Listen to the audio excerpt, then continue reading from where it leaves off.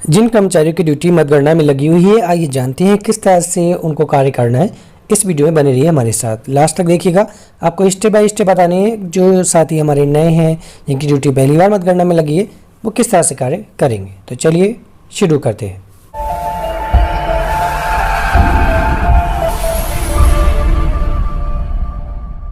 सबसे पहले तो समझ लीजिए, अगर आपकी ड्यूटी मतगणना में लगी होगी तो आपको एक आईडी कार्ड दे दिया गया होगा, उस पर अटेस्ट कर दिया गया होगा। जिस विभाग से भी हैं उस विभाग का हेड अटेस्ट कर देगा। आपकी फ़ोटो लगी होगी, जिससे ये पहचान पत्र हो जाएगा, क्योंकि आप मतगणना करेंगे पर्यवेक्षक के रूप में हैं या सहायक के रूप में। जो टेबल होगी उस पर 4 या 5 अधिकतम साथी होते हैं, उनमें से एक पर्यवेक्षक होता है। तो एक आईडी आपकी पहचान होगी, तभी आपको एंट्री मिलेगी। इस तरह से पहला काम ये हो गया। दूसरी बात ये ध्यान रखिएगा, गणना हॉल में मोबाइल, ज्वलनशील पदार्थ, पानी, लाइटर, पान, बीड़ी, सिगरेट, ये सभी प्रतिबंधित हैं, प्रोहिबिटेड हैं। हाँ, पानी पीने की बात है, वो पीने के लिए पानी मिल जाएगा, वो एक अलग बात है वहाँ पे। और बिना ड्यूटी पत्र के आईडी कार्ड के आपको एंट्री नहीं मिलेगी, ये पहली बात समझ लीजिए। और उसके बाद अध्यक्ष एवं सदस्य पद की मतगणना एक साथ एक ही टेबल पर की जाएगी। चलिए अब मेन बात आती है किस तरह से मतगणना स्टार्ट करेंगे। देखिए, फर्स्ट राउंड में जो भी होगा आपको मतपेटी लाकर दी जाएगी, उसके साथ ही आपको मतपत्र लेखा लाकर दिया जाएगा। जो मतदान के दौरान पीठासीन अधिकारी भरता है, मतपत्र लेखा भाग 1 जो भरा जाता है, उसमें कितने मतपेटी में मत डाले गए, वो सारा ब्यौरा होगा, वो आपको लाकर मिलेगा, वो चेक करेंगे। उसके बाद एजेंट को मतपेटिका का सील दिखाएंगे कि वो अच्छे से सील बंद थी, ये दिखाएंगे। और दिखाने के बाद ही मतपेटी को खोलेंगे। सर्वप्रथम जो ग्रीन पेपर सील होती है, वहाँ पे जो छेद होता है, होल होता है, उसमें फिंगर डालकर उसकी स्प्रिंग को हटाकर मतपेटी का आपको खोलना आती होगी। इस तरह से मतपेटी आप खोल लेंगे। इसमें बताया गया है, उंगली डालकर ट्रिगर को अपनी ओर खींचते हुए 2 राउंड एंटी क्लॉकवाइज घुमाने पर मतपेटी खुल जाएगी। मतपेटी खुलने के बाद मतपत्र जो है टेबल पर निकालेंगे, और मतपत्र निकालने के बाद खाली मतपेटी का एजेंट्स को दिखा देंगे। वहाँ पर उम्मीदवार के एजेंट्स खड़े होंगे और ध्यान रखेंगे, देख लेंगे कोई आसपास या नीचे टेबल के कोई एक या 2 जो भी है एक्स्ट्रा में कोई मतपत्र गिर तो नहीं गया है। उसके बाद मतपत्रों को रंगों के अनुसार खोलेंगे और उल्टा करके एक ऊपर एक रख लेंगे, ठीक है। और जैसे रंगों के अनुसार जो भी टीम होगी आपकी 4 की या 5 की, बारी बारी से जो कलर्स के अकॉर्डिंग है सभी अलग अलग कलर के छांट लेंगे और 50-50 की गड्डी बनाएंगे, ठीक है। 50-50 की काउंटिंग कर करके गड्डी बना लेंगे। जितनी भी गड्डी हो उनमें गड्डियों के नंबर्स का, यानी 5 गड्डी हो गई और एक गड्डी 50-50 मतपत्र की, तो 55-25 यानी 250 वोट हो गए। इस तरह से अलग अलग जो भी हैं सदस्य हैं और जो भी है उनकी अलग अलग गड्डी बनेगी। अगर कोई 50 से कम की रह जाती है तो उस पर पर्ची लगाकर लिख देंगे ये कितनी संख्या है इसमें मतपत्र हैं, वो भी नोट डाउन कर देंगे। और संदिग्ध अवैध मतपत्र को अलग कर दिया जाएगा। जैसे कोई इनवैलिड है, बेकार का है, उसे अलग करते चलेंगे, ठीक है। और दूसरी बात रखिए, जो निरस्त होंगे या इनवैलिड वोट होंगे, वो मतपत्र होंगे, उनका बंडल अलग से बनाया जाएगा और उनके पीछे पर्ची लगाकर लिख दिया जाएगा इनवैलिड या निरस्त किए गए या संदिग्ध या अलग या अवैध मतपत्र, ठीक है। जैसे मतपत्र की काउंटिंग हो जाए, सभी के अलग अलग करके अध्यक्ष और सदस्य पद के लिए अलग अलग काउंटिंग हो जाए, तो उस पेटी के जो मतपत्र की जो काउंटिंग की है, तो मतपत्र लेखा के भाग 2, जैसे कि हमने पहले बताया था, भाग 1 पीठासीन अधिकारी भरता है और भाग 1 पर्यवेक्षक जो गणना वगैरह करते हैं वो कर्मचारी भरते हैं। तो भाग 2 में उल्लेख किया जाएगा और हस्ताक्षर जो आरओ होगा वहाँ का, वो भी हस्ताक्षर करेगा, अवलोकन करेगा। अध्यक्ष और सदस्य पद के लिए अलग अलग मतपत्र लेखा भाग 2 तैयार होगा और गणना पर्ची जो है 2 प्रतियों में तैयार की जाएगी।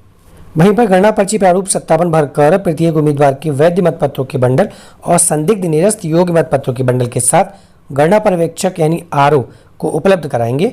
दूसरी गणना पर्ची से प्रपत्र 36 सदस्य के लिए और प्रपत्र 40 अध्यक्ष के लिए भरा जाएगा। ये जो प्रपत्र हैं आपको वहीं पर उपलब्ध करा दिए जाएंगे, वो आपको भरना होगा।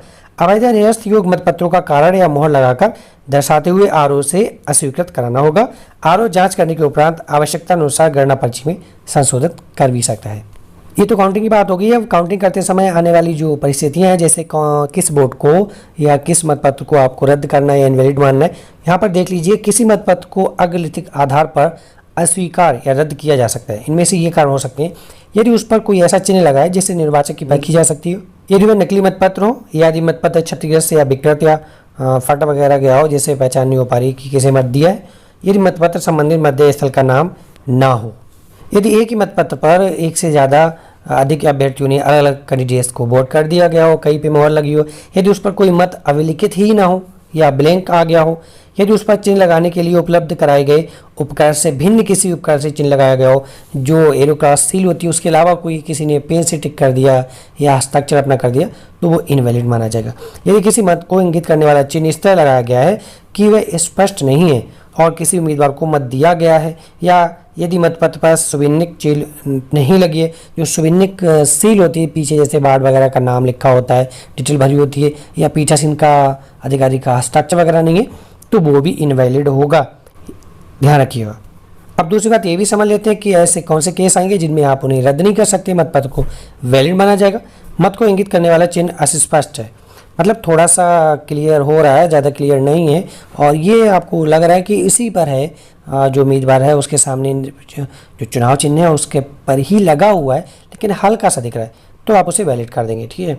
किसी विशिष्ट अभ्यर्थी के नाम के सम्मुख एक से अधिक बार अंकित किया गया, जैसे कोई उम्मीदवार है उसी के चिन्ह पर 1 या 2 मोहर लग गई है, तभी वो वैलिड हो जाएगा, कोई दिक्कत नहीं है। एक उम्मीदवार के खाने में स्पष्ट चिन्ह के अतिरिक्त उसके पृष्ठ भाग में या गहरे रंग वाले छायाकृत स्थान में भी चिन्ह लगाओ, ठीक है, लेकिन सेम कैंडिडेट का लगाओ, तभी वैलिड हो जाएगा।